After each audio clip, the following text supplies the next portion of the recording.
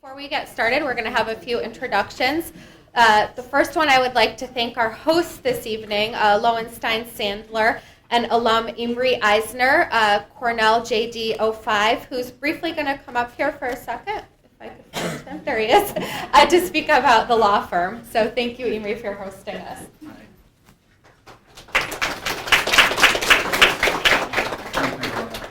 Like Magdalena said, my name is, first of all, hello and welcome to Lowenstein Sandler. My name is Imre Eisner. I'm a Cornell Law School graduate from class of 2005, and I'm a member of the tech group here at Lowenstein Sandler. We are very happy and excited to be hosting the Cornell Entrepreneur Network and the distinguished panelists and, of course, all of you. We're excited not only because of all of the Cornell alumni here at Lowenstein, but also because this event in particular touches on a subject that we feel very strongly about here at the firm. Lowenstein, for many years, has been a strong supporter of women as they've, I think, surged in the tech and in the venture capital space. It's an enormous source of pride for us here at the firm. In fact, just across the hall outside, ASTIA, an organization I'm sure many of you are very familiar with their tremendous efforts to promote women entrepreneurship globally, is holding a meeting to discuss launching a fund. Charles Torres, who's here, has worked very hard in helping to found Women Innovate Mobile. As a firm, we've worked very closely with Women in Wireless, with Goldseed and their companies. And so it's no coincidence that our accelerator, First Growth Venture Network, has launched many great companies founded by women, Bobble Bar, Birchbox, just to name a couple. Actually, in fact, of the current class at First Growth Network, about half of the 27 companies have at least one woman founder. So we really believe that it's smart to support women in tech. As a firm, we've closed about 1,000 venture financings over the last 2.5 years, about 60% of them on the company side, 40% on the investor side. So if any of you have any questions, would like to bounce around any ideas, please seek me or any of my colleagues here out once the panel concludes. We'll be happy to speak. Of course, feel free to email or to call us if you have any questions or would like to talk. We're happy to help. So again, thank you very much and welcome.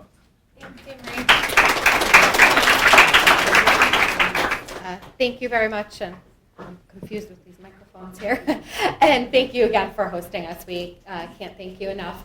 And now I'd like to introduce our co-sponsors this evening. This program would not be possible without the support of Zoom Dojo, and both founders are here with us this evening. And I'm going to introduce Carol Rattray, who is Cornell class of 78, a parent of a 2013 graduate, and a parent of an up-and-coming 2018 graduate. So we're thrilled. And she is the managing director and co-founder of Zoom Dojo, and she's going to tell us a little bit more about the company and do some more formal introductions. So thank you, Carol. Please come on up.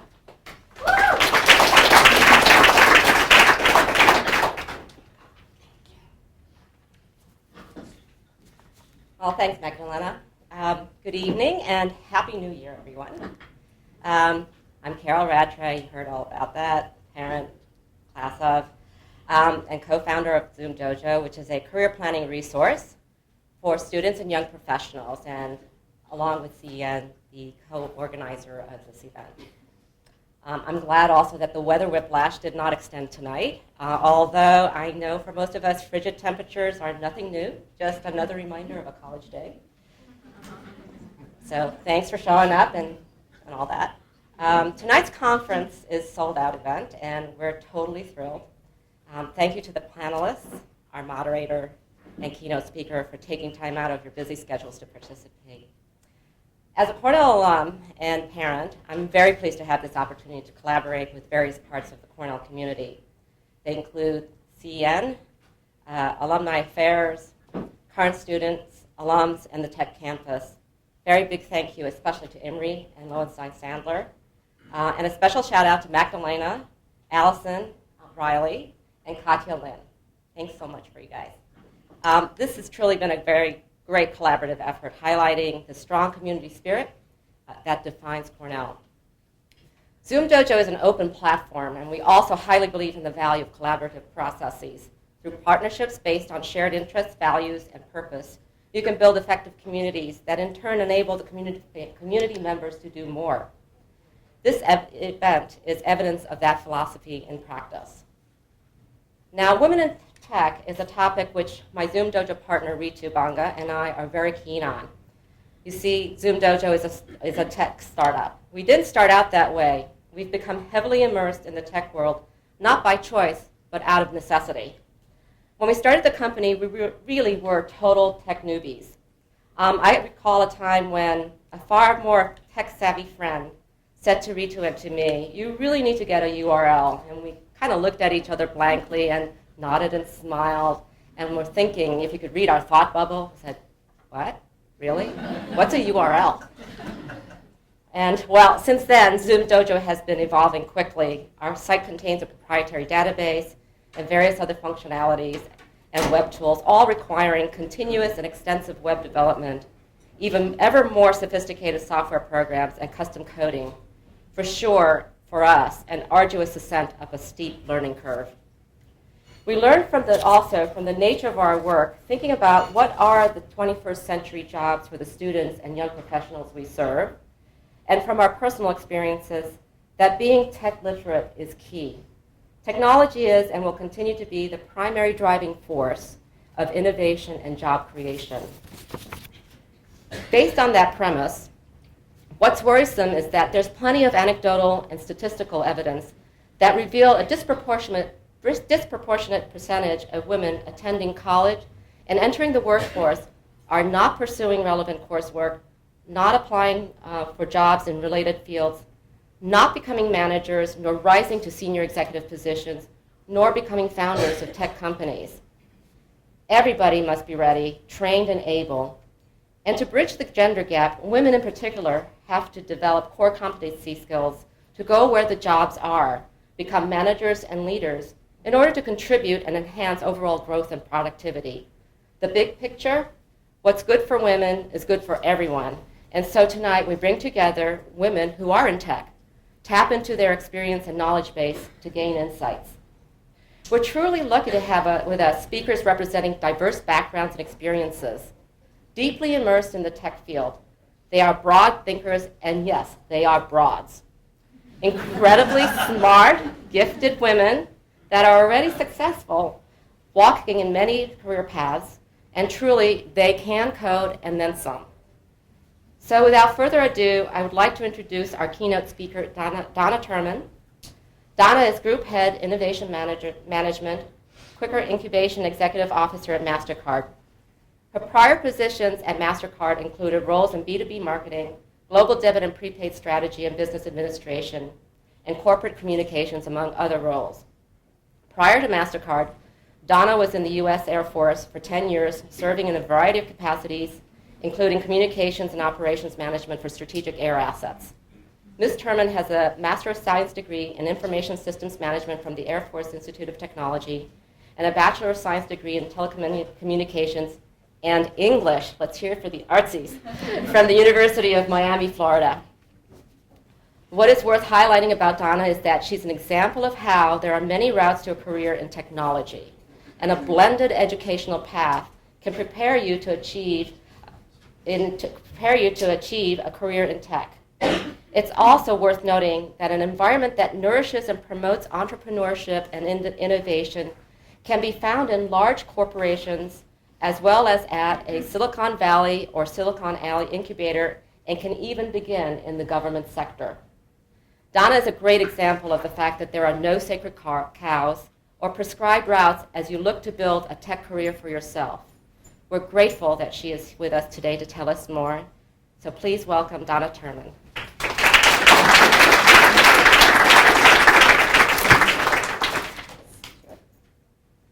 You know what I like about events that are focused on women is that before I got to come up here and speak, we got to talk about nails and shoes, my clothes. I love it. That's good stuff. But thanks for the introduction, and especially talking about my career, and I'm at MasterCard right now. I actually wanted to start off, sorry, I should stand here, right? I think you can still hear me. You could clip it on. Oh, right.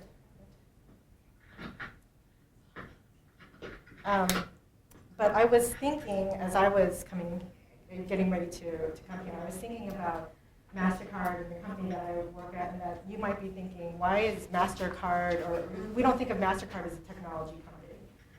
And if I did not have the job that I have at MasterCard, I would have thought it was just a credit card company. But I actually wanted to start off by giving you a little bit of context about our company, and our CEO, Ajay Banga, is here too. So I think it's helpful to provide that sense of, it's actually really important because usually, Ajay, I do tell people when getting started when I start talking about my job, it's like, my job exists because that guy said innovation, breakthrough, differentiation is really important for MasterCard to be a successful company. So I would not be here in my cool role that I get to talk about without someone believing that that's important for our big corporation, which is what people normally think of us. So I want to start with, and here's the other thing. So I'm from MasterCard Labs, and we like to show and tell. So I have showing and telling stuff, and I'm going to start with a short video about our company, and those are my kids. And then later I'm actually going to show you a few things too. But let me start with a video about MasterCard.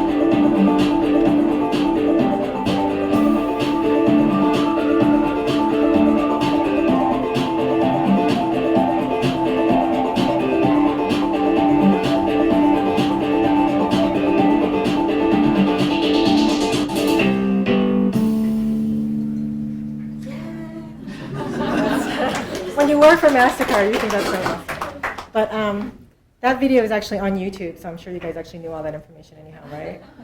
So, no. Since this is a networking event and talking about career, I am going to show you some of the cool things that I get to do as Quicker Incubation Executive Officer. But I thought that I would touch on my background coming from the Air Force, too, because that was my first grown-up job. And there are a few things in the Air Force that I learned that I think were actually helpful in making me successful in getting from one thing to something completely different, which is exactly what happened at MasterCard. And that can only happen when you have some either experience or a mindset that I think can just say, yes, I'm gonna be successful, I'm gonna do whatever. But those few things, and actually I just recently had to think about this transition from military to MasterCard just recently at MasterCard. I wrote a little blog about my thinking back. But there are a few things, a few concepts that have served me well, both when I was a young lieutenant and now getting to the role that I'm in here. They're not all parallel things, but I'll just say what they are. So choose your battles, anticipate the fog of war, I don't know if you've heard of that, and then an opportunity to excel. I'll explain a little bit about each one. Because when you think about it, as you're going about your day-to-day, whether it's your job that could be very easy right now or very difficult, it's what helps keep me, I guess, calm and have some perspective about things. So choose your battles is actually something that I just said to my team today. It really is about fighting the fight that's worth fighting. So you can get worked up about things, but just make sure that it's really important. Coming from the military into the corporate world, it is really interesting. It's a good thing to know that there's no decision that we're going to make that's going to cause death or dismemberment. So that's great. So that's choose your battles. The next one is anticipate, and this one was actually something that came to me. What's not in my bio is that I was actually in the Army Reserve before I was in the Air Force too, so I was Army basic training. And you have to imagine anticipating being yelled at you. So anticipate, and it's about thinking, it's obvious, but thinking ahead to things. So just being prepared, it helps you with that calmness of just knowing that even if you don't know exactly what you're going to do next, that you know that you have to think about that. So it's a discipline that you instill, and that happens, or that you get. And that happens whether it is something that's in the military or certainly in corporations and our environments. We always have to be looking ahead and thinking ahead. So that's that one. And then the fog of war. So has anyone heard of that as a term? Fog of war. It's about the chaos that happens when you're in a wartime situation. That's because a lot of stuff is flying at you, and you need to make decisions based on the information that you have. And that's very similar to what you need to be able to do in any job that you have. I mean, certainly in our market, there are a lot of things that are changing for MasterCard. People might have thought about us as a credit card company or a payments company, but commerce is our business. And we have to pay attention to what merchants and consumers are doing and what they care about. So it's sort of like kind of getting through all of the stuff that's coming at us and then being able to make good decisions and do that quickly. So that's the fog of war. And then the last thing that I think of as a key thing for me was this concept of an opportunity to excel. Now, in the Army, an opportunity to excel was the euphemism for like crap work. It was like, we need someone to carry a pig across a field for a pig roast. But in the Air Force, I know that's terrible. The pig and I succeeded in getting over there. We barely made it. But in its most positive form, and this is how I think about it in the Air Force, it's about getting a high visibility assignment. You might have been voluntold for that. That's another great phrase that we use. But it's something that is high visibility. It's important. It may or may not be in your area of expertise, right? It's something that's going to push you, but everybody's going to see the end result. So if you fail, everybody knows. But if you do well, the great thing is that people then have trust and confidence in your ability to get things done.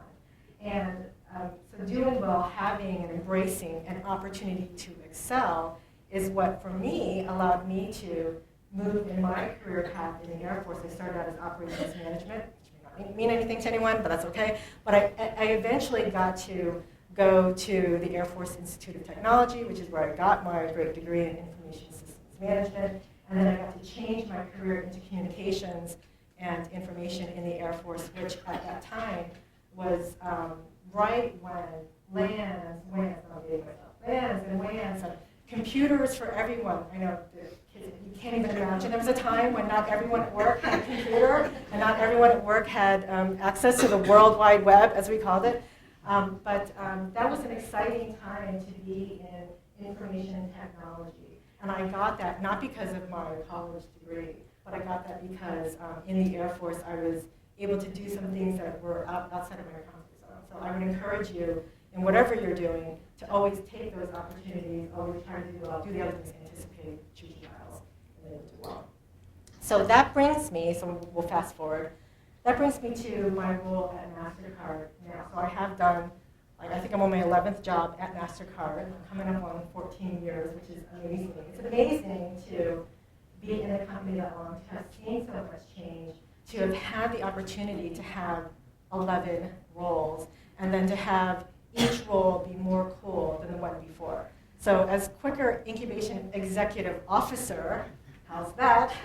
I love that. I am actually running an incubation inside a corporate company, so I'll talk a little bit about that too. But I'm also going to be showing you some of the things that our incubations at MasterCard are doing. The context that I want to provide there is that MasterCard is a large company. Doing an incubation inside a large company gives you the good and the bad of a startup and a corporate, right? So are there entrepreneurs in here? I think, right? Yes. Okay. So I admire you, because I don't have the guts that you have to do what you're doing.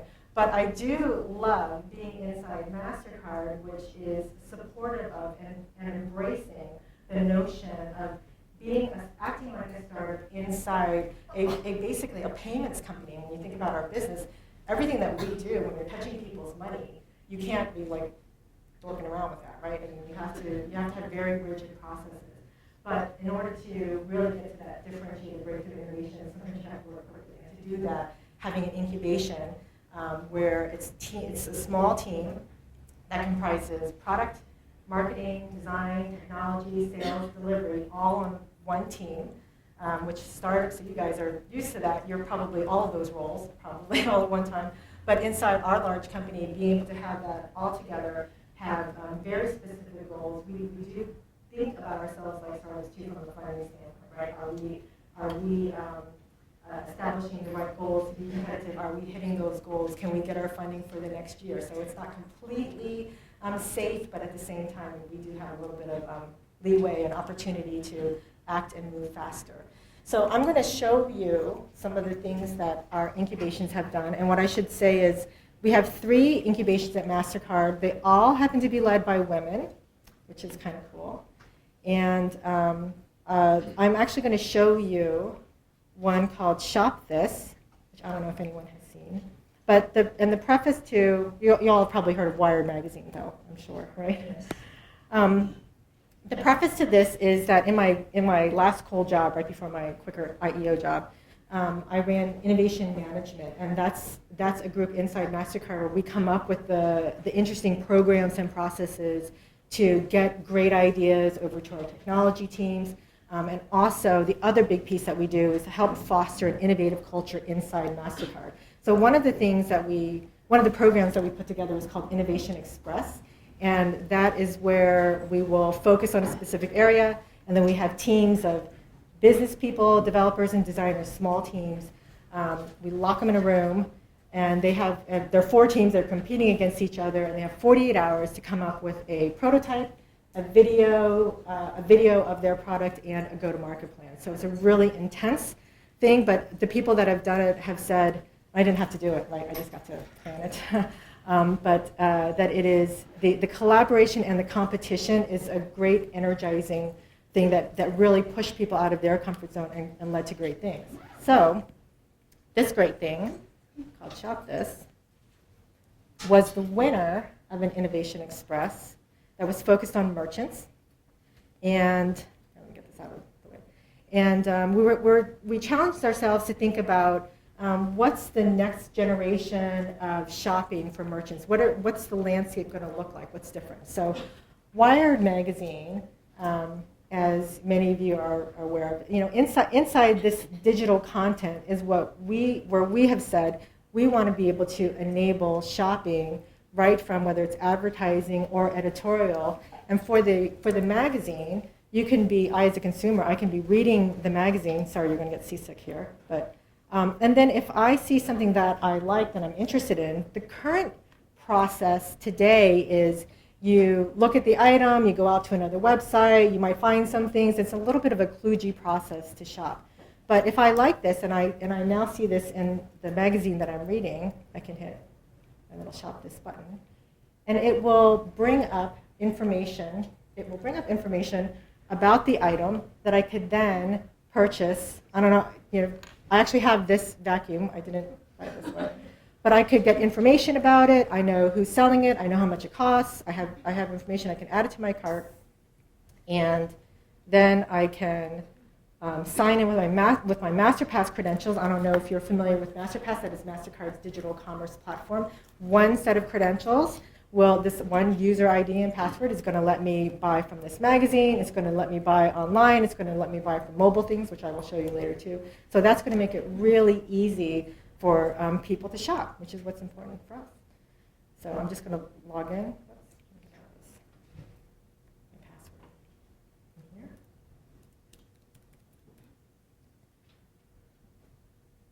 So I've signed in. And then I can place my order. I could change my card. I could change my address. All the things that you would expect to do on an e-com site, but it's right there, right in front of you. I can place my order. And check out. And then the brilliance, I really think the brilliance of this, especially for the magazine, is that when I click out of this, I'm right back where I left off. So when you think about it, for us, this is awesome, right? We want to make shopping easier, make things easier to pay. Okay, thanks. And but for the magazine publishers, it's an easy way for them to provide value to the people who are reading their magazines, but they're not going to lose them when they're going out, when they're looking to buy something.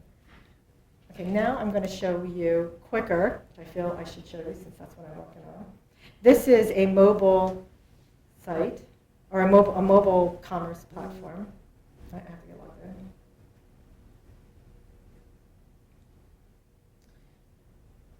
There are some of us, I know there are a lot of you in here who do not have kids, but there are some of us who have kids.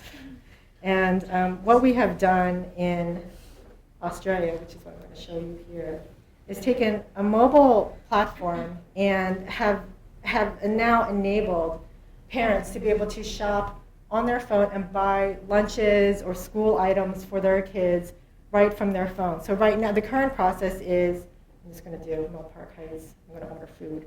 The current process is I would write down Vegemite sandwich, and here it is, see, Vegemite sandwich, and I get to say I want whole grain for my kid, and she should be healthy. This is actually from my younger daughter, who is very much, everything that we feed her, she's like, is that healthy? Is that good for you?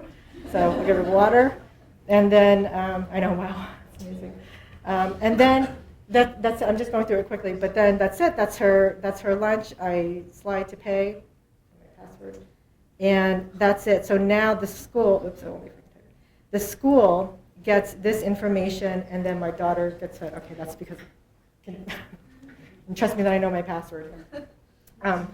What's great about being able to do this type of innovation is that it really makes it easier. I mean, nowadays, the fact that we have mobile phones allows us to enable commerce in this way. It helps the parents shop for their kids and make sure that the kids are going to get fed. For the schools, we're doing things on the back end and make it easy for them to get tally reports and sticker sheets and just writing efficiencies for the schools themselves. And then the information that we capture, we've also worked to integrate it with the same platforms that the Department of Education uses. So it's a win-win across the board, being able to do things with mobile phones, with digital commerce that you just could not do before. And that's the kind of stuff that I get to work on. That's just for schools, which is kind of cool, but we do the same thing, exact same platform, where you can, at a stadium, scan a QR code, buy your hot dog, and have it delivered to you. Those kind of things. It's the same platform that can do all of these different things. So that's,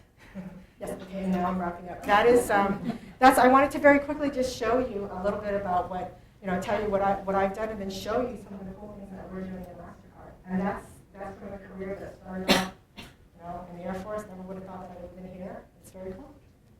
Thank you.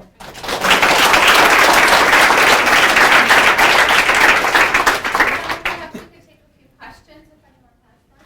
I can. How many questions could I do? Yes? Would you ever consider being able to purchase, watching like a TV program, let's say, Friends or whatever, being able to use your handheld to purchase? Why, yes. We would.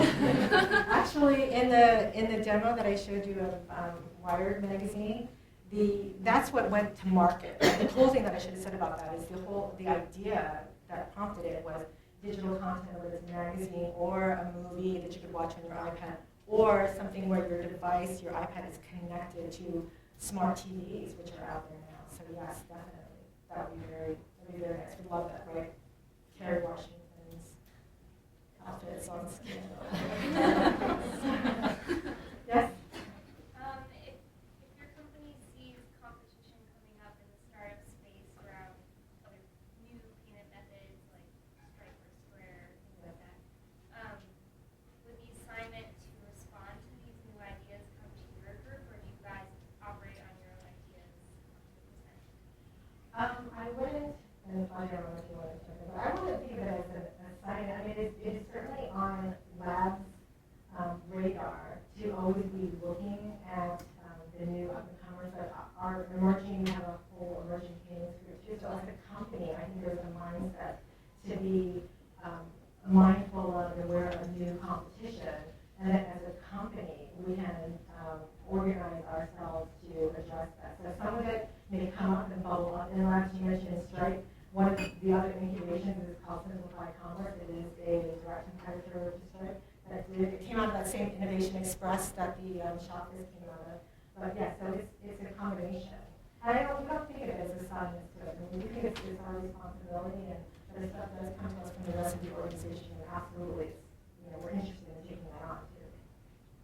Okay. Yes. Just stand up and ask your question. So, like a lot of us have been around startups or like you're in companies, tech companies, or are coached as like young software engineers. Mm-hmm.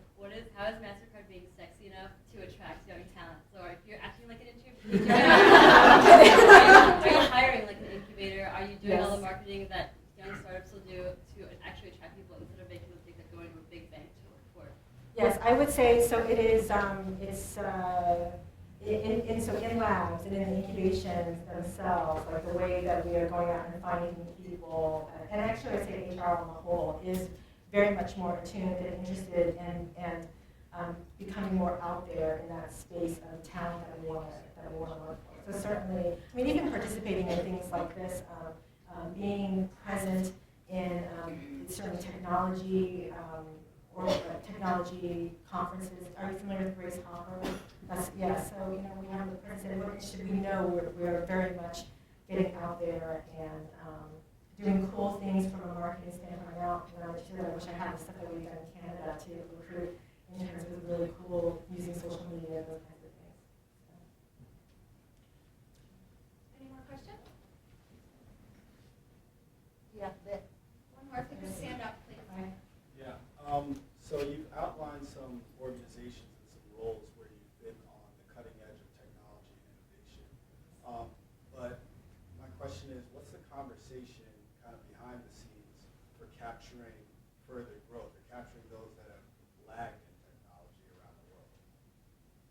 I'm sorry, what do you mean? The conversation? So I've read statistics that say like maybe 2 billion people on the planet today have access to the internet even. So from either a MasterCard perspective, I don't know if you can speak on behalf of the company in this vein, right? But I wonder what the conversation is in terms of capturing kind of those people that aren't quite there yet or might be 10, 15 steps behind. Okay, so do you want to? Yeah, that's good. Let me help a little bit. The first, by the way, little question here. We used to have 10% of our population were millennials 4 years ago. It's now 31%. And you'll find no company that has changed from 10 to 31 in 4 years.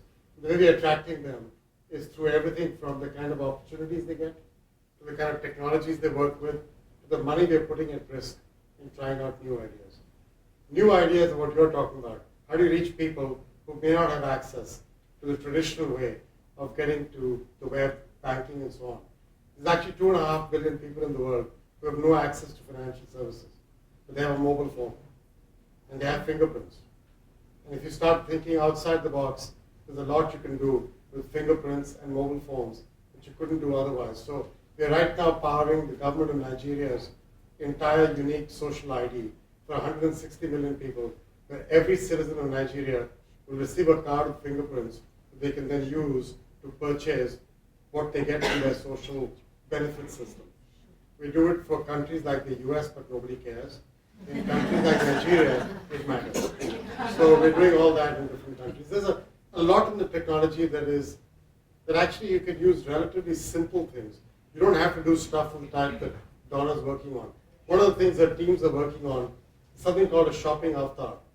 So you can soon, you'll be able to go onto a website and you can choose a piece of clothing, take a digital photograph of yourself, choose that piece of clothing, put it on yourself, and say, how do I look when I'm from the back? How do I look from the side? How do I look walking up a staircase? How do I look walking down? It makes a big difference. What do I attach to it? And that should hopefully help merchants reduce returns. So it's good for them. It's good for you because you don't buy 4 sizes. You buy the one you need. I have 2 girls at home and a wife. They buy 4 sizes of everything, and they return 75% of everything they get. You can reduce that. And so there's a benefit for merchants, there's a benefit for you. Technology is, I was telling somebody outside, technology is the coolest thing because you can apply it to everything, from art to medicine to shopping to so many things. If you embrace it, you can do a lot with it. That's what Donna's up to. And she is probably one of the coolest young women in our office. Check out the nail polish. I know, see? Painstaking. Thank you. Oh, yes? Maybe last question. Okay. Thank you. When you are thinking outside the box and you come up with an idea that requires the physical production of something technical, do you do that internally or do you have a partnership in the physical development of something? And a machine, for instance, a device. From a hardware It could be standpoint. hardware. Yes, I mean, it is partnership. I mean, in our team, it's definitely where we have software engineers and business people. And MasterCard on the whole, in our history, because we are a technology company, and even the notion of having a network and connecting all the cards that people hold and the merchants, all that hardware is certainly developed in partnership as an industry. So it is, in terms of the new stuff, like we haven't developed the mobile phone yet, haven't needed to, or anything like that, but I would say if there's new stuff that's going to be coming up, we don't necessarily need to build it ourselves. We are very much open to partnerships.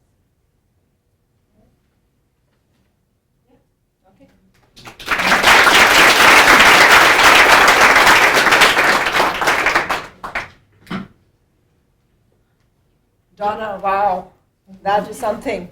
Peek into the future through your work and innovation at MasterCard, and you're having too much fun to call it work. Yeah. And Zoom, when we spoke to you, I was telling you that Zoom Dojo works with student veterans in a lot of colleges. That's something that's really important to us. And one of the questions this cohort always grapples with is how to make the transition from a military career to a civilian career. So thank you for showing the way on that. And thank you also for providing a glimpse into all the diversity that your career has had, and for showing us that you don't need to have a standard starting point and finishing point somewhere. You can move from different types of organizations and industries to different businesses and products. Thanks a ton.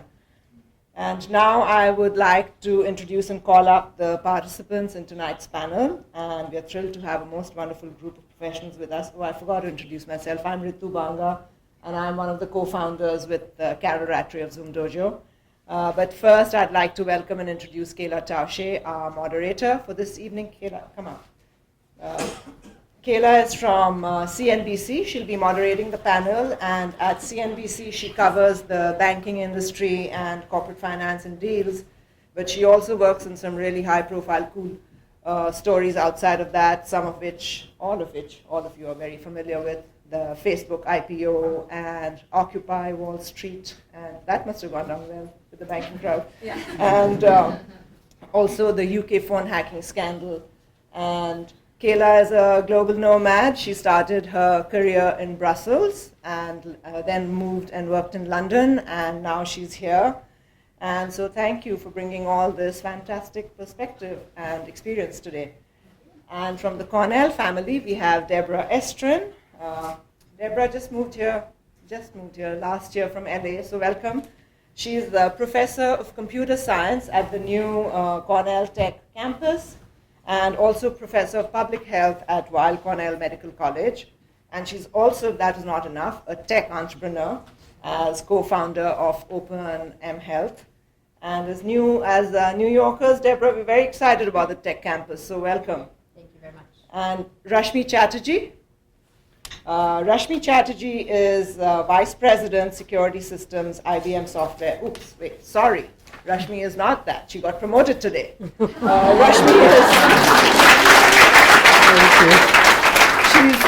VP Marketing, Comms and Strategy for IBM North America. And she's worked with IBM a long time, many countries, many continents, many different roles. And she brings to us the perspective of actually studying outside of the United States. She studied at the Institute of Technology in India. And she is also a military veteran. She began her career in the Indian Navy designing ships. So that's cool. And also from the Cornell family, Jean Hill, Cornell 83. Jean is Managing Director of Alvarez and Marcel Business Consulting. She allows us to look at the perspective of women in technology from the point of view of working in finance, and also as the mother of two daughters. I think they're both in tech now, right? Jean, at least one in tech. Yeah. And also a Cornell alum, Jen Vargas, the youngest panelist, Cornell 09, founder of actually a serial entrepreneur, founder of two tech startups, Accomplish and Fetch. And she brings a very important perspective, that of a young alum and also of a startup technology entrepreneur. And that's a career direction that many young women are looking at and heading towards. So good to have you here, Jen. Thanks. So in our career advisory work in Zoom Dojo, we really emphasize that a lot of tomorrow's careers are at the intersection of disciplines. And a lot of our speakers here today actually work at the intersections of different disciplines. We shine the spotlight on what we call tomorrow's careers. Carol and I, we always say the careers that all of us were in, today's parents are in, many of these careers will be less important in the next 10 to 20 years. And careers at the intersections of disciplines, art and technology, finance and technology, medicine and engineering, fashion and technology, media, digital media and art. These are where the exciting careers are going to be. And so to have with us a panel that actually embraces this in different aspects of their work, it's very exciting. We need to know that there will be no chief marketing officer in tomorrow's world if that person is also not a geek. And if you've been following the CES conference in Las Vegas, there's no fashion now without technology in it. And Google Glass is definitely making sure of that in any case. And if you look at media, there is today actually no media without technology. So there's no opting out of this. And when we see women underrepresented in these fields in academia and also in the workplace, it becomes a conversation worth happening, and that's what we're going to have today. So welcome all, and we're looking forward to hearing from you. Thank you, Ruthie, for that. And thanks to all my panelists for being here tonight. I'm really excited about this, but I didn't bring any videos. I actually brought this from the ancient world. This is today's Washington Post. It's the cover of the Style section. It's a picture of Marissa Mayer making one of the keynote speeches at the Consumer Electronics Show in Las Vegas. And the headline says, "Not as alone as she looks. Women may be underrepresented in Silicon Valley, but they are busy building their own networks." But the article does have a few pretty damaging statistics. Females make up only 14% of computer science graduates versus 37% in the 80s. 89% of startups have male founders, and females in Silicon Valley make 49 cents to every dollar that a man makes. So clearly this is an issue that is top of mind. It's not just rhetoric that gets thrown around. So it's wonderful to have such an esteemed panel here to discuss this. And I know we have people from a lot of different ages here, so we'll keep the conversation broad, but I wanted to explore the trajectory of a career in tech and using this idea of building a network And I'll start with Jean, because Jean, you've had a 30-year career in technology, doing very different things throughout your career. How important was it to build a network throughout that, and how did you go about doing it? The network is crucial because there was no career path. There were no standard mentors. My first job out of college was at Merrill Lynch in their technology training program. I was an ag-ec major, so whatever, I took a bunch of computer science classes, but building a network, knowing who to ask, I couldn't ask my parents. I mean, they didn't know what computers were, and computers in high school, you built backgammon, you tried to print things out. There was nothing like what you have today. So I needed a network. Who do I ask?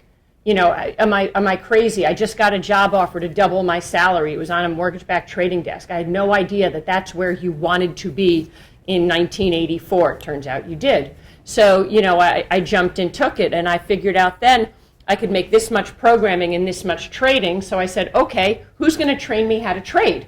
And that literally it was, and back in the 80s we weren't politically correct. The hazing was somebody took me out, got me drunk, and I showed up for work the next day, and he said, okay, I'm going to train you. Things have changed a bit since then. But building a network of knowing who you can ask and building your board of directors and creating and understanding the difference of mentors and sponsors. So a mentor is going to know the good, the bad, the ugly. You can tell them. They're going to help you through it. Sponsors are people within companies that should only know the good. They're the ones in the room helping make the bonus decision. They're the ones in the room saying we should promote this person. They're the ones in the room saying let's give her a shot and have her go get something. They don't need to know that you had a mental breakdown after you just did a massive presentation and got the thing approved.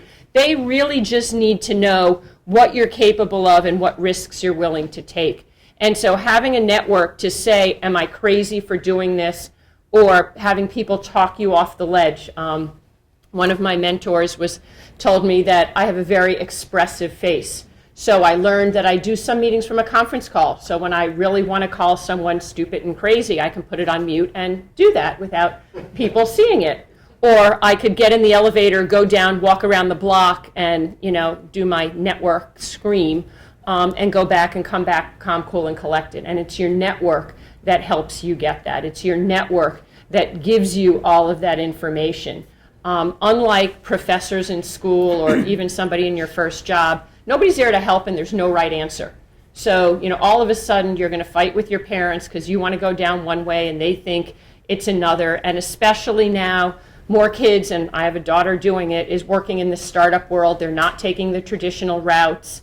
They're looking and making sure that they have X months of money in the bank, so if something happens, they're going to still be able to pay their rent and not have to come home. And so it's a very different type of philosophy than we had with our parents. And so you need that network and you need that support system to be able to help you, because getting out there is all about risk. I mean, all of you are an entrepreneur, you're in technology, you spend more time trying to figure out what's going to go wrong than you actually do trying to figure out what's going to go right. Or you're trying to think about, what is the next iPhone or, whatever it is. That's all risk-taking, and you need a strong network to help you do it. Rashmi, what were the forces that led you from the Indian Navy to IBM? I imagine that's not a very commonly traversed path. And were they different than the forces that helped you climb the ladder there? So I graduated from IIT, and I don't know who made the point, but IIT at that time, we had 800 students in our batch, 4 girls. And I did a study for WITI recently. I called up IIT. This year they have 20 girls. So it is really, hugely underrepresented. I graduated from IIT. I wanted to stay in design. At that time, computers were just this is 1985, just getting more visible. And the Indian Navy had a huge project where they were taking their design process and automating it. So it was very exciting. They were going to select what technologies to buy, what hardware, even setting up this design center, training a large number of draftsmen who had always used manual tools, on how to use the software, what software to select. Very, very exciting. Big budget project, and I did that for 10 years. Very, very exciting, and really you feel a good sense of satisfaction because we went through a number of ship design, warship design projects where you could actually see, the power of technology. You start off thinking there was a lot of apprehension when the project got approved because it was seen as job reductions, etc. But you see the power of designing or dreaming of something and then keeping on adapting it till it works, and then the joy of when it's successful. So I did that for 10 years. I left for all the wrong reasons. I left because I didn't want to be in a bureaucracy and I didn't like the salary. So IBM offered me a job to run their country, a sales business for technology, for government. I did that. And then the next step was actually, again, very exciting. IBM at that time, for most of you are much younger, but many, many years back, IBM was predominantly a hardware company. At that point, they were moving to software. Today, 50% of our profit is software. And they decided that Asia was a hub, and they got a sort of think tank together to figure out what do we need to do to build a software business in Asia. So I was there were about 8 of us. Again, very, very exciting because it was not traditional. It wasn't hiring people or selling. It was really understanding how do we get with the developers, how do we get with the systems integrators, how do we influence governments around Linux and Java and the technology trends that were taking place there. So I did that and then moved to marketing. Did that for 8 to 9 years. And I was asked to then be general manager for sales for ASEAN in India. And then, so it's sort of grown. I went from very pure computer-aided design into more strategy, went to marketing, sales, and then I was in cybersecurity, which is really exciting. Again, very, very exciting part of what's happening in the environment today. So I would say just change. I like change, and I don't feel so strongly that technology is this unique, distinct thing. Everything today is technology. I spent the morning. This morning I met a young graduate from SVA who's looking to join the product management team at Google. I think it's a great idea. So when we were younger, technology was associated a little bit more with programming and coding, which it is still, but today transacting is technology, marketing is very much technology, hacking is technology, and preventing hacks is technology. Analytics, business insight, business intelligence.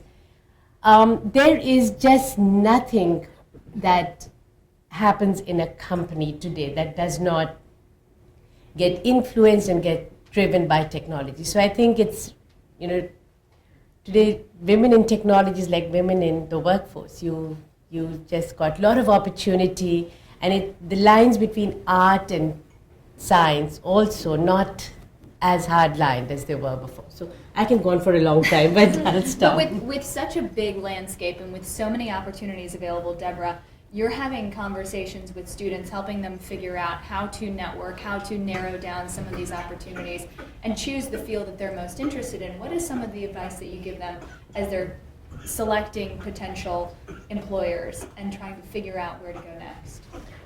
So a lot of the advice is, because there are so many opportunities to apply your wares and your skills, is to do things that you really enjoy, to do things that you have some insight into, that you have particular concerns about.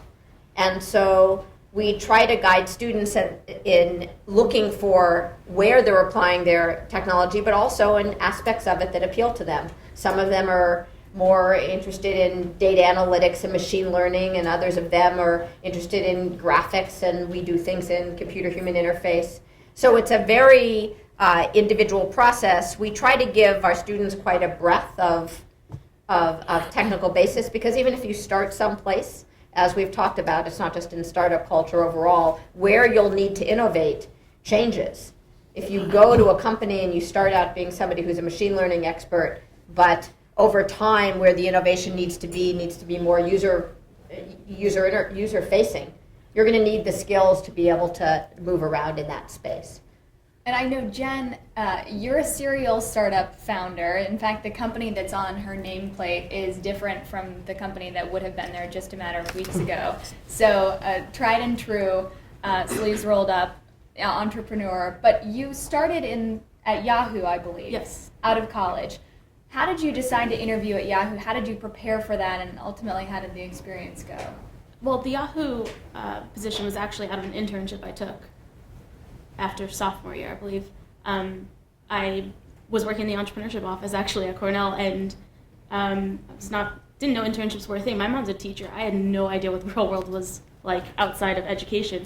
So I was told I would either go to a state school and become a teacher, or if I'm going to go to a not state school, I have to figure it out myself.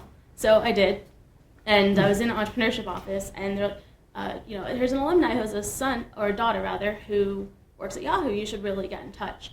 And from there, I sent my resume in, and I got a position as a user experience designer and researcher at Yahoo that first summer. And that was great because that's what I thought I wanted to do. Turns out by the end of that summer, I didn't want to do that. I didn't like designing in a big bureaucracy. Everyone was asking me why a button was a certain color, and it was that way because it looked great that way, not because of any other reason, or I had some agenda in pushing that button color, but you have to fight for button colors, and that sort of thing was just not appealing to me. So I took a second internship at Flickr, which was a part of Yahoo at the time, and I'm also a photographer. I was the photo editor of The Sun when I was there. So the Flickr internship was the holy grail to me. I was walking into the mothership, I still remember that first day, and it was just like all the nerd in me was very happy. But I was a marketing intern then. I was doing community marketing, and I figured, okay, I didn't like design, maybe I'll try this one. Tried it, finished my entire project in about 2 weeks, and they still had about 9 weeks left in the summer. So like, oh, what are we going to do with her? So they said, come on into this product meeting. And I didn't know product managers existed, but they brought me into this meeting, and they're like, come up with a project that you want to do. And, you can be a product manager for the rest of the summer. I was like, okay, cool, I'll try that. It was exactly what I should be doing, because you get to do design, you get to code, you get to do marketing, you get to do all these different things. But, I don't know, it was just perfect for what I wanted. I didn't even know it existed. So, by the end of the summer, I built the first Flickr Facebook integration. This would have been in 2008, so it was when Facebook was just starting to integrate with external companies. And from there, I was hired to Yahoo. And would I do it again had I gone backwards and know what I know now? Possibly, probably. I think I learned a lot there. I learned how to be a very traditional product manager. I learned all the tools you need, all the skills you need, all the politics and the juggling, and all those things that you don't really get to learn in school. But it was also the day after I signed my Yahoo contract, the economy tanked, and no one else was getting jobs. So I'm actually really thankful I signed that contract.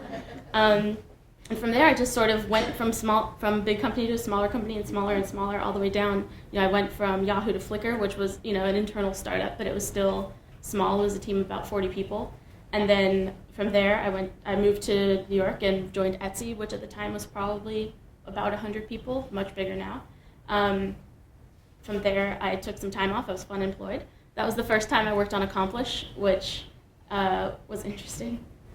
I'll leave it at that. Describe the process of taking the leap to start your own business, the conception of the idea through to the actual execution of building the product that it is today. Sure. Accomplish was a project I started it was called 101 and 365, and my roommate senior year and I, you're going to think this is a cool Mark Zuckerberg story, both coded, whatever. She just wanted a place to put her goals. And I was like, oh, that's cool. So we'll do that. So we both put in our blogs.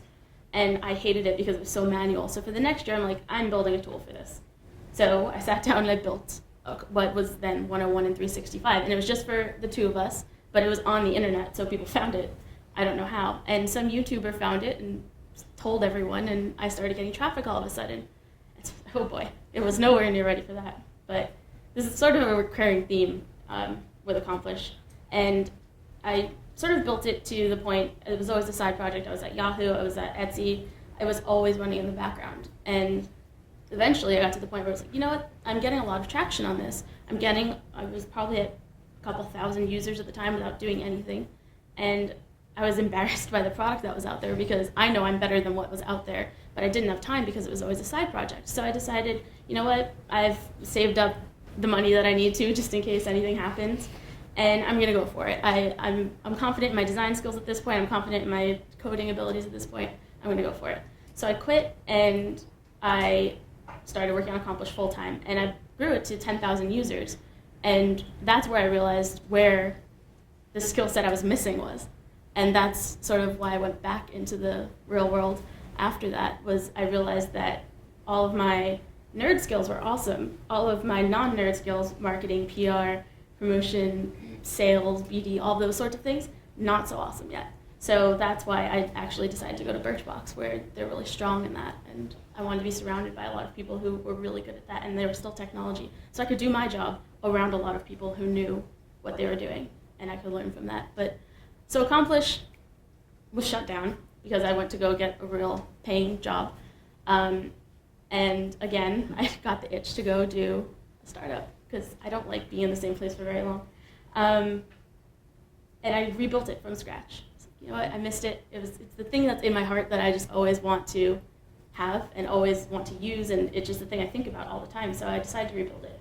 And I did that maybe the 2-3 days leading up to Christmas. I put it out there, didn't do anything, told my friends about it, that was it.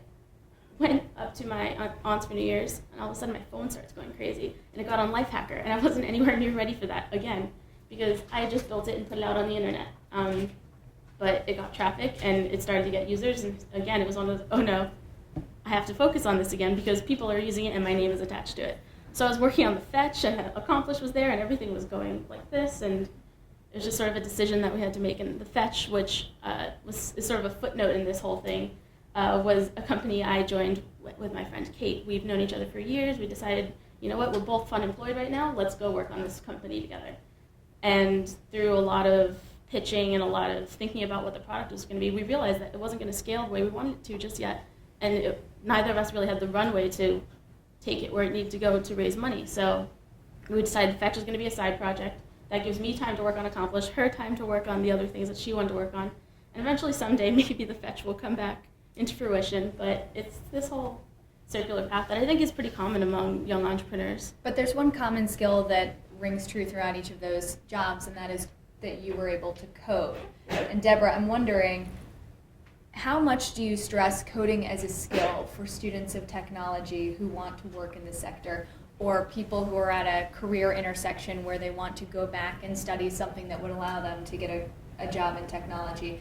Is that the end-all, be-all, and what other opportunities are there? So just to distinguish things, at Cornell Tech, where we're a graduate institution and where the runnings, a program that we have now is Masters of Engineering, Computer Science, everyone comes in with an undergraduate degree equivalent of computer science, and what we teach is way beyond coding. It's all the underlying developing of new algorithms and using your coding skills in a myriad of ways, where coding is like writing, it's a tool along the way to learning how to build pieces of technology. So in that context, and anytime I can, I encourage people to early on study math, statistics, computer science, and get as much of that basis as you can and learn to code. And for those who didn't choose that path as well, the ability to understand technology and to create technology, which is more and more accessible. We call it to learn to code. But that means so many things, right? You can learn to code a little and learning HTML, and that's great too, because so much of the technology you learn about, you use, is based on it. And it just lets you begin to lift the hood and understand what it is a little bit, and that it's not just this black box that you can't begin to approach. But beyond elementary learning to code, I encourage people now just as much, take statistics classes, learn about data, because it's not just about learning to code now, it's also really everything we're surrounded by as citizens, as marketers, as managers. In every aspect, there is data all around us. And you can learn elementary coding and still not have skills to really be able to understand data. So there are many, many entry points, and that's good. As early on as you can pick up some of the underlying technical skills, that just gives you the basis to build on. So in short, yes. You run a company that offers algorithms to apps in the healthcare space. If I did not describe that correctly, I apologize, because I'm a journalist and not in the tech space myself. But you have a bunch of strategic partners that are backing the platform. And I'm wondering if you could comment a little bit about the availability of capital and for budding entrepreneurs or potential entrepreneurs who are worried about access to capital. What does it look like in this economic environment? So probably I'm not the greatest, not probably, I'm certainly not the expert on this in the room. So, because I'm still more or less I'm a technologist, and I know enough to work with people who are clinicians when we're working on clinical problems, and I know enough to work with people in business to be on the business side. So, having talked to many journalists, I won't answer the question you asked me, I'll answer a different question. You're good.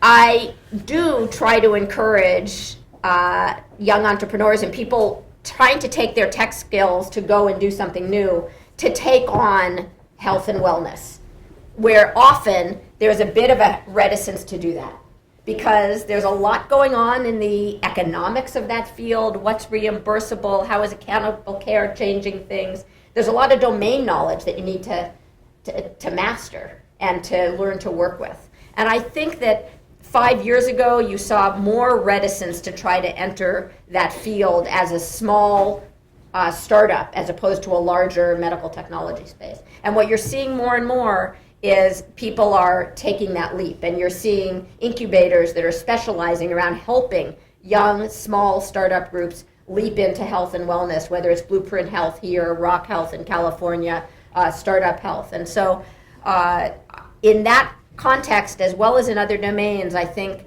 what you're finding now is that you can get started in a startup arena, even as a small group, even in more complex domains, because of some of this organization that's happening in the incubator space, which helps you bridge between having some good idea and taking the mix of skills to take it out. And part of what we do at Cornell Tech is immerse our students who are pursuing a second degree that's a technical degree, but have a lot of exposure to entrepreneurship and to business as well. And in the coming fall, as we start the first year of the MBA program, they'll not just have exposure by a business faculty member teaching them, but they'll also be collaborating with and doing joint projects with the MBA students themselves.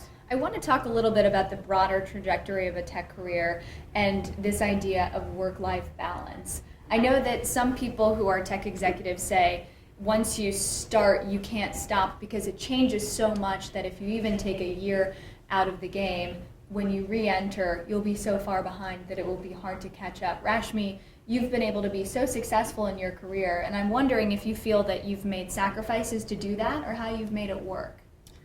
Yeah, I mean, I think everyone, at a point in time, you're always prioritizing on something and therefore sacrificing on the other. I work for a company that gave me a lot of flexibility.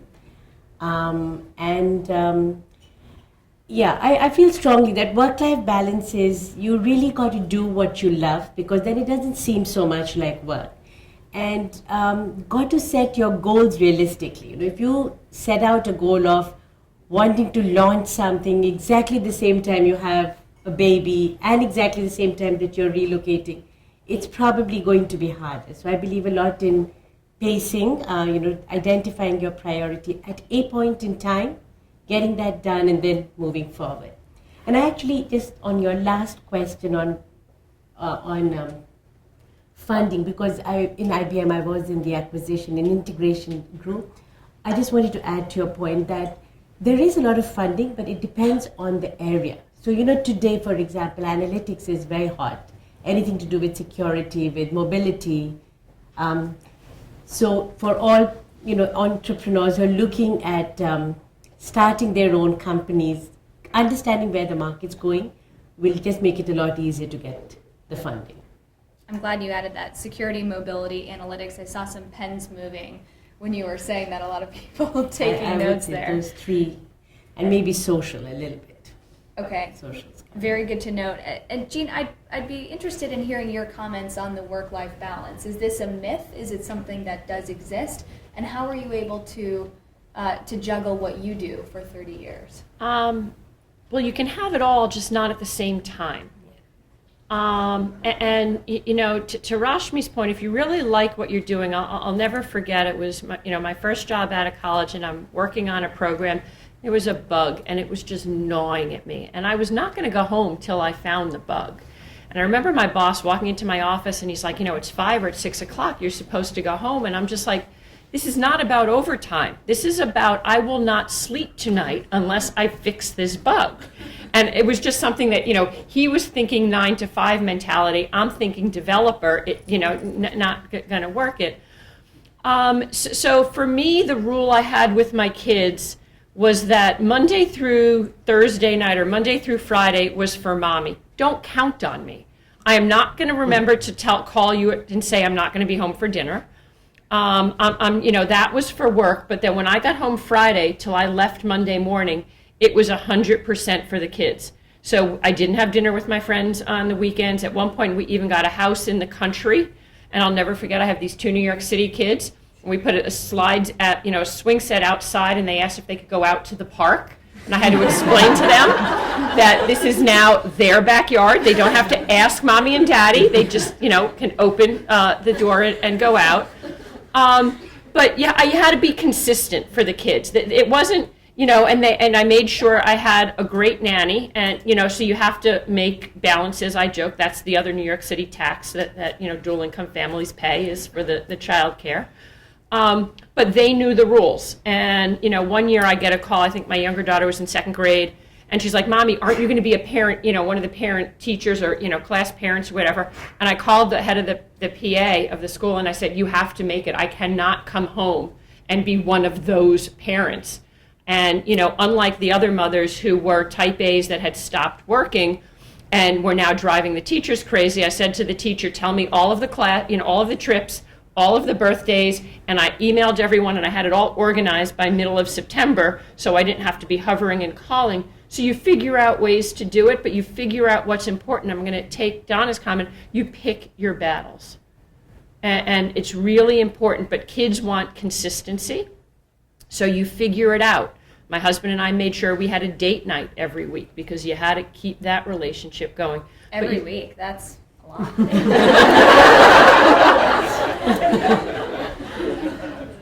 We made sure we did it, because on the weekends it was all about the kids. We weren't going out, it was, all about them. And so you have to find what you is important to you that you have to nourish, and what you outsource everything. Someone can come in and clean your house. Okay, someone can deliver the food to your house. You can get it cooked. Outsource the heck out of stuff you don't like. It sounds a lot better when you call it outsourcing than you do when, you have the nanny doing everything. Or my mother and mother-in-law live in Manhattan. They, my kids didn't know what a babysitter was at night. And, the both of them would always come over, ask for help, figure out what's important, do what's important to you. Don't try to do it all. And don't get upset when someone else doesn't do it the way you want to do it. I've given up. I don't own my kitchen. There's housekeeper, the nanny, she owns the kitchen. I get to use it on the weekends, and you just get used to that. Once you learn to let go, it gets better. You kill yourself if you don't. And for most of us in the room, there's probably lots of OCD, there's definitely control freaks, there's lots of type A's, and you just have to figure out what's important and focus on that. And let people know what's important and that they'll support it. And especially, your family is your core. I mean, my husband jokes, happy wife, happy life. And I will say for a mother, happy kids, happy mom. The last thing, and so you have to get away from the guilt. And so you have to figure out how to be there. And just before so that 2nd grade year, Mommy, the doctors are coming in with spines and showing us what they do. And this one's, so I took an old PC and a screwdriver. And we went in and we took it apart. And I was like, do not do this at home. And the questions that they came up with were, why were all the motherboards green? And the speakers looked just like their stereo speakers. So I got back and I called my HP rep and my Dell rep and my IBM rep. And I asked all, the people in the office, because I had access to really some smart technologists. And I said, okay, guys, why are all the motherboards green? And of course, the Dell rep says I can get them in any color I wanted. They'll make them. And it really came down to why initially all the AT&T phones were black. There was no great scientists to it. The initial ones that came off the assembly line were green. People didn't think anything of it. They left, it all came out. What I found fascinating were all of the people who had to be smartest in the room. One of them actually gave me like mathematical and scientific charts of why it should be this color green. It's like, no, sorry. But it was interesting total of people. So sorry for that. And kids are oftentimes smarter than we give them credit for in that regard. To be picking that out of all the things they could be asking questions about, the things that people actually didn't know the answers to. Right. You forget, they have our brains, they just don't have our experience. So it's that same raw computer, unfiltered. That's sort of scary to think about. Jen, oftentimes people say the youngest years of your career, those very first 5 years out of college, you really need to sow the seeds for a successful career. You need to work all night to get the bug out, as Jean was talking. You need to put in every single hour that you possibly can and deliver the best product. But when you think about your career, how long term do you let yourself plan? I'm probably not the typical person, but I don't often think more than a year out in my career. I have long-term plans, like 20 years from now, what sort of direction I'm going in. But in terms of what I'm going to be doing next year, year after, it's kind of up in the air. I like to leave it open to possibilities, especially in the tech world. You don't know what the tech world's going to look like in 5 years. So I have no idea what I'm going to be working on in 5 years because it's probably not even built yet. I second that entirely. Yeah.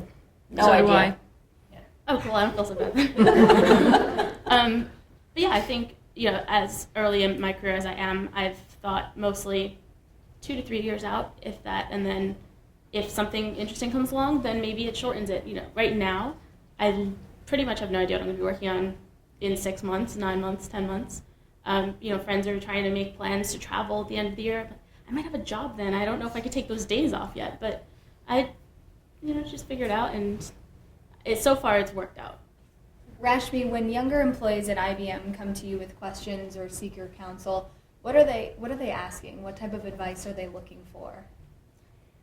I think many of them want to know some of the things we've been discussing. How do you grow in your career? How do you look at specialization versus understanding? IBM offers a wide range of careers you can follow. You can do deep technology, you can do architect, you can go into sales, marketing, business development, acquisitions.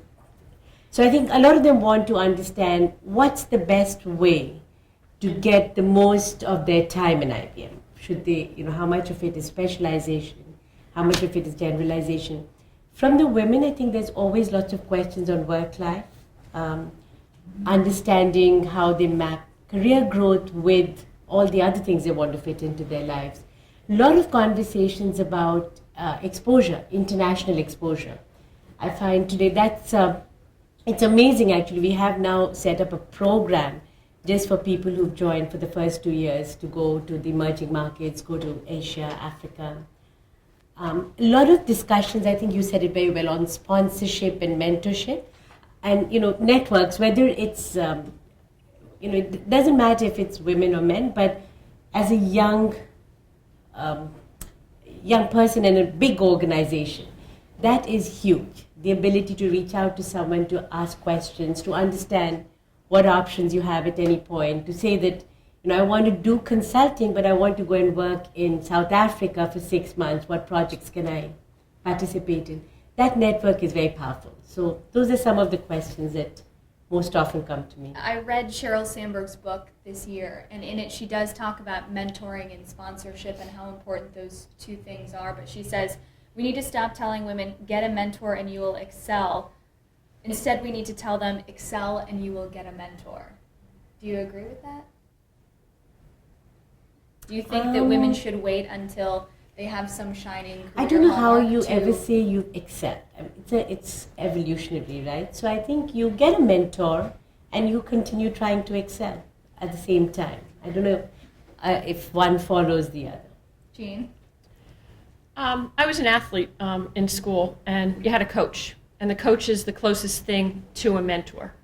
And they kick you and they help you, and they know when you've walked in and you're too tired and you're not. And so, you don't have one mentor. You have multiple mentors, and it's no different. And I'm going to bring it back to raising your kids. You have a group of friends that sort of help you do that. They're in essence mentors. So this is not like you get one. You have multiple. I think what women don't do well is we don't ask for help because we don't want to let people know that we don't know. And especially women in tech or women in male-dominated fields, you never want to let off. And once you realize that the guys don't know anything either, it's fine. But they just have an air or a confidence that you think they know what they're talking about. They're just making it up. And so you have to get to it. So I think you get them both at the same time. There's not. It's like, you don't play baseball until you get on a team because that's when you get a coach? No, you start playing, in the field, but then you want to go on a team and voila, you have the coach. And it's interesting that you bring up the men versus women and the promotions because Google actually launched a study to try and build an algorithm to hire more women, and they found that men weren't as self-promotional. They didn't tout their own achievements as much, and that's why women weren't getting promoted at the certain rate that men were. And Deborah, I'm interested, and this will be the last question before we open it up to the floor for questions, but what are some of the myths and some of the stories in the press that are out there about Google, Facebook, Yahoo, some of these big companies that you think are either helping or hurting the image of working in the technology space? Interesting question. I actually, in those newer, from my perspective, newer companies, certainly Facebook and Google, because of the incredible surface area and user-facing and social aspects to what they do, I think they've actually improved and increased the attraction to a broader range of women to come into tech. From my sense, as compared with what were more the IBMs and HPs and Ciscos of my day. True, but not then, right? There's been a shift to a presence of the technology that has a lot more everyday facing elements. It's a lot more socially integrated rather than being back office technology. And so I think overall it's actually been something that we're seeing attracting many more women to the field. Rashmi? Yeah, totally. I think it's been very good. We have today IBM, HP, Yahoo, Google, Facebook, all with either women leaders or very successful women leading the company. I think it's all good because it's positioning women very naturally in those roles. It's raising a lot of good debate. I don't agree with a lot of the points of view, but it's good to have the debate, and I think it's very good for students and young graduates to understand the different routes that these women have followed to get success the way they want it. Virginia, you see Marissa Meyer posing upside down in Vogue magazine, building a baby nursery next to her office. Do you think that some of those perceptions, are they making tech seem more glamorous and that's helping, or do you think it's building unreal expectations? I did glance over into this thing and say, wow, she's dressed appropriately. But anyway. I think tech is now grown up and matured to where manufacturing and finance, which are other male-dominated industries, are. I mean, that's something I've dealt with in finance for decades. Tech's just getting there because they're moving out of the neophyte, from an industry into something that's more mature, and that, Google's not a startup and Facebook's not a startup anymore. I think the bigger issues, and I was talking with another female colleague, the way men and women deal with things are very different. So if you're in a political fight, so to speak, with a peer or something, the way a guy will handle it, if he has someone underneath him that's really scaring the heck out of him, he will promote them and send them to the other side of the country. So now what he's done is he's turned an enemy or a foe into a friend, and he's put him out of arm's reach, and so he's killed two birds with one stone. A female cares very much what they think about and how they're perceived. So they would never want to promote someone unless they were 100% qualified. So the female will demote that other female. So that's where the myth of women not helping women comes from, because I wouldn't want with my name that I promoted this person, because they weren't worthy, whereas the guy, oh, well, he screwed up after I promoted him. Under me, he was wonderful. But you have a very different way the two, I'll call it cultures, the male and female, deal with the problem. And so I don't think it's a women in tech issue. I think you have a large company and how both deal with it. And that's a very big one. And I think, we have to figure out how to, not associate it per se with our name, and leave it out in the ether and say 80% is fine and look to move on, because that's what our male counterparts are doing. Jen, any final comments before we open it up to the floor on the perception versus reality? And I think it's actually changed even in the 5 years I've been in industry. When I first joined, and maybe it's a product of having gone from big company to small company, I was almost always the only girl in the room. And when I joined Birchbox, I joined specifically because it was a company led by women. It was a company full of women, and the engineering team was predominantly women, which was something it was a rare unicorn. So I decided that is the world I want to try out. And it's fascinating how different it was once you got in. And it really speaks to the difference between how men and women operate in the workplace. And I didn't really feel it as much because I always had to operate in the male sort of way because I was the only one there. But then I found myself in a room where all the decision makers were there. We were, coming up with a holiday campaign or something, and I realized I was sitting there that there wasn't a single guy in the room, and that was the first time that ever happened, and it was amazing. And I took a picture of it and put it on Instagram. But, it was a really cool moment. I think. See, the guy would have done Snapchat. Well, I'll just leave that one. But yeah, so I think maybe it's a product of time has passed, or maybe it's a product of the companies I've decided to work for, having seen what's out there. But I think there are a lot more women in tech right now, and I think it's better for those companies. I think we have about 5 to 10 minutes for questions if we want to open it up to the floor.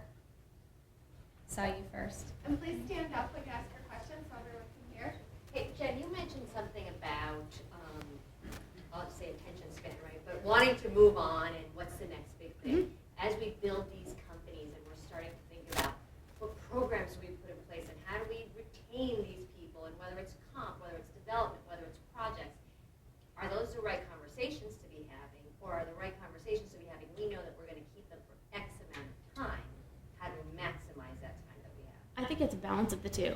I think 2 years, if anyone's at a company for more than 2 years in the startup world now, that's an eternity.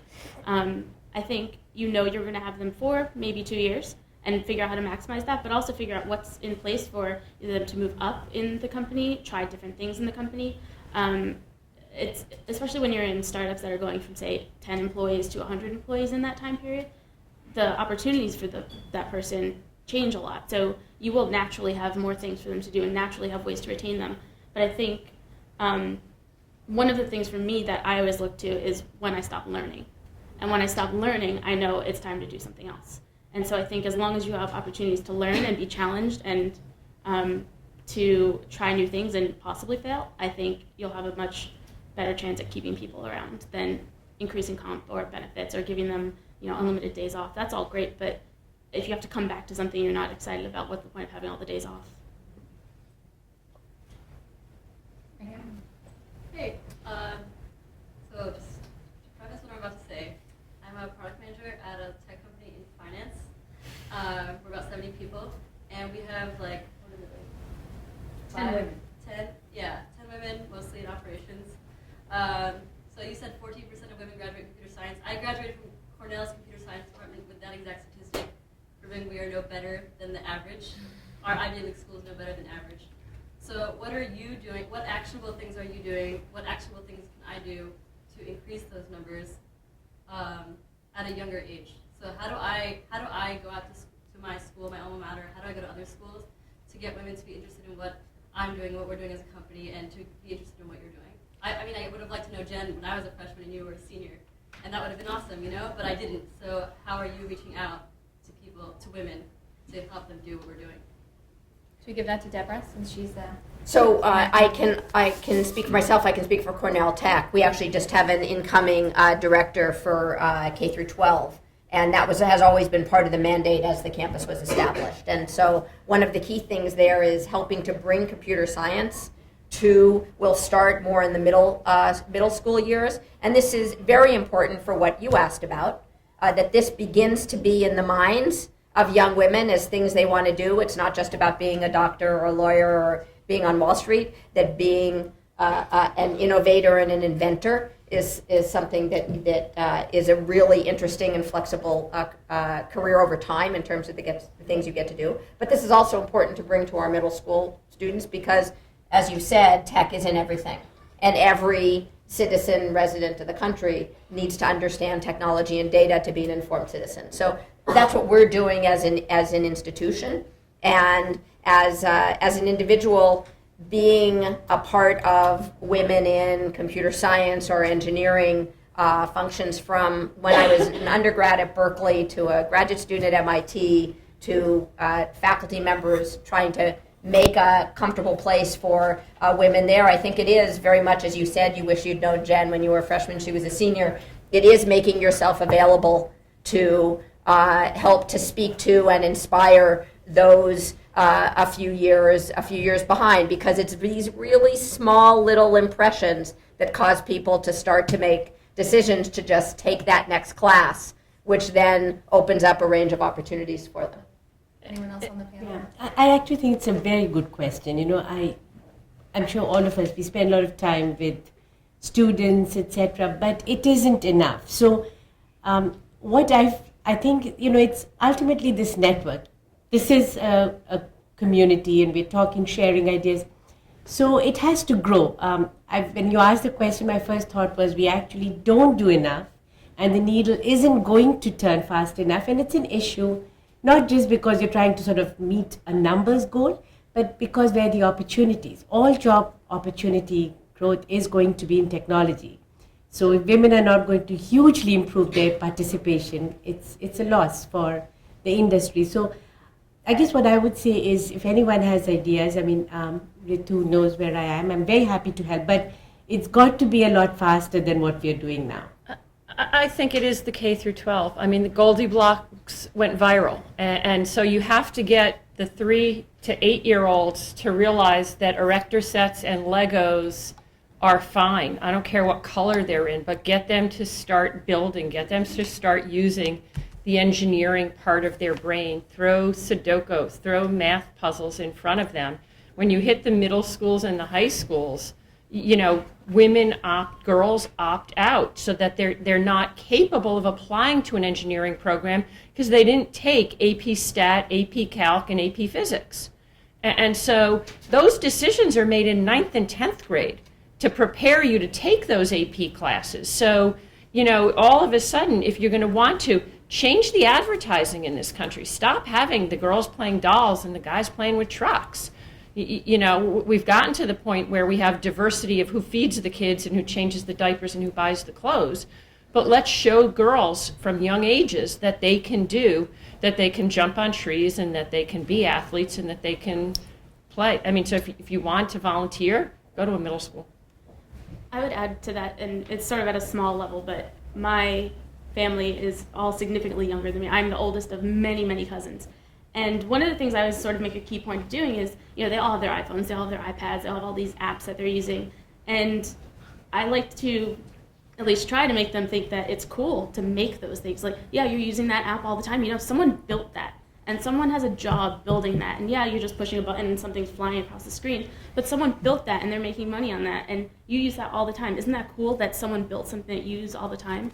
And just sort of like building in that, innate coolness around being an engineer or being in tech. And one of my cousins doesn't even use technology at all. But how is that at all possible? But there's different things that you can do. Like, you love to read. there's apps that you can do to read. And you know what? If there's not an app that you like, why don't you try building an app that you like? And just sort of instilling those little seeds. And maybe they don't do it, but it's there and it's bubbling, and we'll see what happens in a couple of years. Somewhat subconscious. Over here in the front row. Okay. Yeah. Okay. Hi. So it's been brought up that where tech is most important is at the intersections of several careers, several different industries. Personally, I'm in finance right now, and I'm thinking, gosh, I should have learned coding. So for those of us that didn't get that message K through 12 saying that tech is awesome and you should be learning this, what can we do now to really educate ourselves to prepare for the future? Learn coding. Start with data. It's easier. No, but start to understand what is all the information. If you're in finance, you're already starting to do that. I was talking with the CIO of one of the big money center banks, and he said he would know 3 months before anybody would resign that they were going to resign, because he saw the pattern of when they started to copy their address books, when they started to clean up their emails, when there was a pattern of usage that they could sit and look. But so you have the behavioral, you have the business process flow, you have the data. Those are all key elements. So maybe you can't build the app or build the coding, but you can understand all the other aspects of it. And I'll add too, a lot of marketing jobs require background in economics to build the statistical models to actually start predicting customer behavior. A lot of that is rooted in econ, so many people go and get a PhD even in econ to eventually go and take a job in marketing that's ultimately a tech job. And also, you probably, at least some point in your finance career, spent a lot of time in Excel modeling that's actually programming. It's a front end on programming.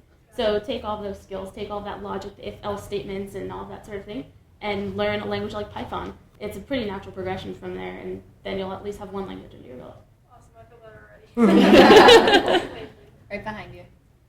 Hi, I'm an undergrad studying in the ECD department at UMass Amherst, and this question is for any of you panelists. As clearly competent and successful women in a male-dominated field, have you ever felt the need to overcompensate? And if so, how have you battled that, I guess? I'll just drop the ball and let someone pick it up. Goes back to pick your battles. If it's an important one, you don't have to be the smartest person in the room. And silence is actually the strongest thing that you can say, because the other person's going to get a lot more nervous and start to blabber, and then you can control the conversation.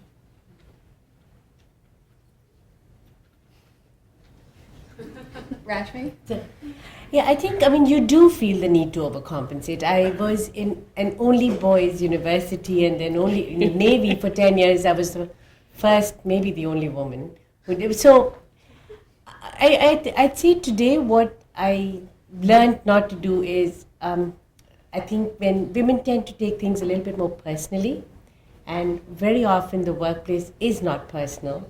So it's easier. It's once you get that, it's just a lot easier. Then it doesn't matter if you're with only men or women.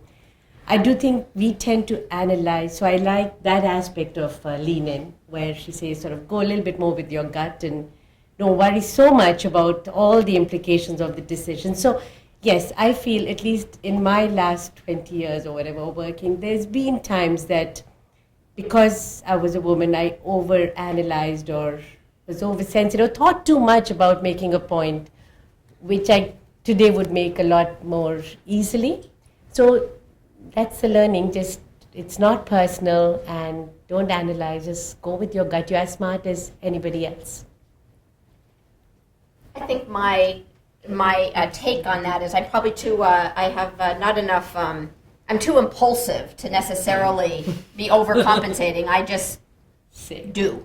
And, but I remember when I was an undergraduate at Berkeley, a woman who had come back to graduate school, I was 17, I was maybe 18, a sophomore at Berkeley, and we had some conversation. She just approached me as an unusual woman in the electrical engineering department.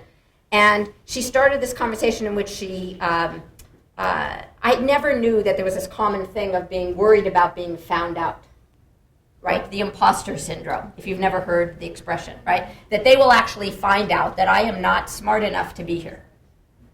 And simply having somebody, which is just another side of this overcompensation thing. Like, what are you overcompensating for? The feeling that you're not good enough, that you're not actually as smart and good enough to be there. And knowing that this had a name and that it wasn't just me was very helpful. Did it make it go away? No. I'm 54. It's still there. But it's simply something that I know, that I look at it, I nod at it, and I move on, and I don't let it hold me back. I know it's time to wrap up, but I haven't gotten to this side of the room. Yeah, so maybe one quick question. One of the things you talked about was getting more women in technology, and one of the panelists talked about how important it was to start young. And the point that I wanted to make was that if robots look like Barbie dolls, more girls would play with them, rather than bring them out to the money. And the idea is that if you engage girls around the areas that they're clearly interested in, they really see as being high value, that it's an entree to introduce them to STEM and get them in technology careers. I love that, but first I want to make Barbie dolls not look like Barbie dolls, and then I'm completely with you. But I know what you mean. Physiologically, anatomically, logical. Yes. So the idea is that girls, Yeah. like the American Girl doll syndrome, Yeah. girls just love those dolls, and they play with them obsessively and so on and so forth. But if they had robotic parts, if they could be, do some kind of simple programming, they would play with them anyway. So the idea is use marketing to market technology to women and young girls. Anyone want to pick that up? Yes. You take it. Yes, we should. I played with American Girl dolls. I hated Barbies, but I played with American Girl dolls and Cabbage Patch Kids, and if I could program them, that would be awesome. I built my first website when I was 12, so I'm probably not the typical young girl that doesn't believe in math and science and all those things, but I think starting early is really important. And strangely enough, I think you mentioned that if you don't make the decision to do technology when you're 12, 13, then you'll have no chance. Freshman year, I still remember walking into my first class. It was Intro to Web Development, and I took it for the easy A because I already knew how to do it. And I walked into the classroom, and the three guys that were sitting around me, none of them had ever made a website before. I was the one with the advantage when I walked into that room. And it was interesting to see sort of where our interests diverged over time. I went more toward HCI, and they all went more toward algorithms and systems and those sorts of things. But I don't believe that it's true that you are at a disadvantage if you don't start young. I think you can still catch up if you start freshman year of college, sophomore year of college. I think you still have plenty of time. You haven't dug yourself into a hole unknowingly. Yeah. But I think it is better to start early, so the earlier you can start, I think would be better for girls, but I don't think that there's no chance for them if they don't start early. But yes, we have to get robotics, building, erector set, that type of things in girls' hands, and let them know that not only is it okay, but encourage them and push it more. I think that's as good a place as any to leave it. Thank you, everyone, for being here and for sharing all of